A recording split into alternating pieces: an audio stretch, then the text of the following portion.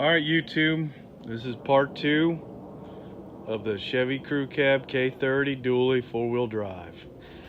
So I finally got the motor mounted where I wanted. You'll have to excuse some of the wires, I'll show you that in a minute. What I did was I moved it forward. You could see in between the two factory motor mount positions. I'm not quite sure what those front ones are for, but those are what I used. I drilled through, and to my surprise, I drilled right into the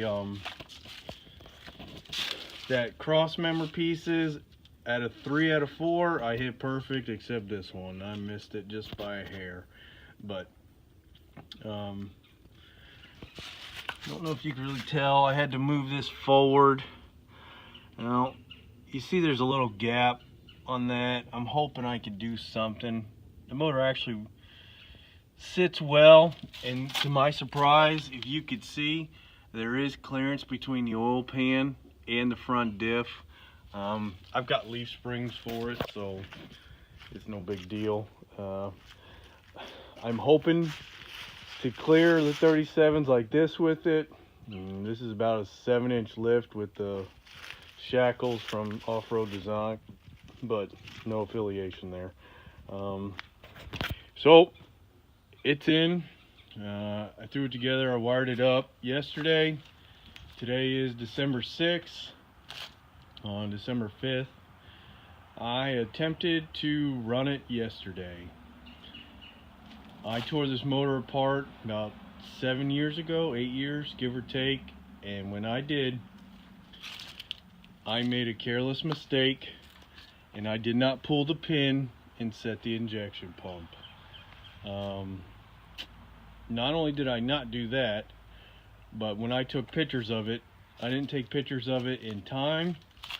I've never rebuilt a Cummins before. I've always done the little Toyota 22 REs. I've built a bunch of those, but I didn't, and it was a mistake on my fault, and I got no one to blame but myself.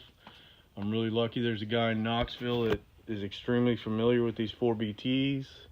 I did set the cam gear, or the not cam gear, but the pump gear on B instead of F. This is bored out. I'm trying to remember. It's either 10 or 20 thousandths, and it's got injectors in it, 60 horse. The pump was rebuilt right before I had got the motor. It's all stock on there. So I got filters. It's stock cam. The bridges, they're all custom made. Or not custom, but they're made different to accept the head studs. I don't have any intentions of running compounds at the time. Maybe later on, we'll see how it does. I did get the MV4500 GM style. It all clears perfect. I got more light over here. I really wanted to test fire this up just to see, and yes, I did mangle the hell out of the floor. I know that, but for me to get everything to clear right, I was fighting. I mean, weeks since the last video. And you can see that there's the adapter bracket for the 205 transfer case. So everything should bolt up just right. I'm almost thinking I could almost get away with the factory drive shafts if I raised it just a hair, but I'm not sure, and I haven't really set them underneath there. I'm gonna start it up. I just started it a few minutes ago. Let it run for a few minutes. It does push the fuel through there pretty quick. I've got it set up with another catch can down there. It's not optimal, and I don't think I'm using the correct distributor wire to ignite the pump, but it's a 12 volt on and 12 volt off, so that's all I really need right now. I don't have the power steering lines hooked up, and it's a brand new pump, so I don't really want to burn it up, but I don't have the water pump on either. Like I said, this is just a test run for a few minutes. I can't believe how well it runs.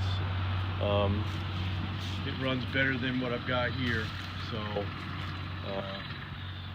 we'll see how it does here in a little bit. I'm gonna fire it up. It's a little rough in here. I mean, it's been sitting in a field with that motor in there. That's why it's a little rusty, but so far everything's working. There we go.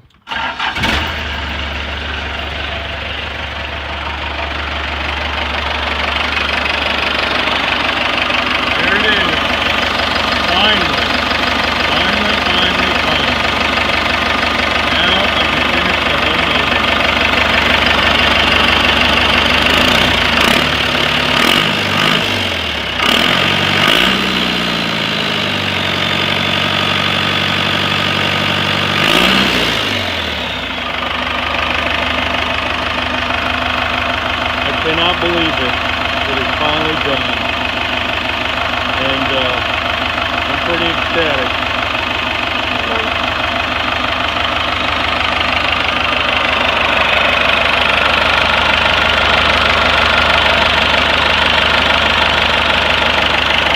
And like I said, everything is just set on there to get it to run.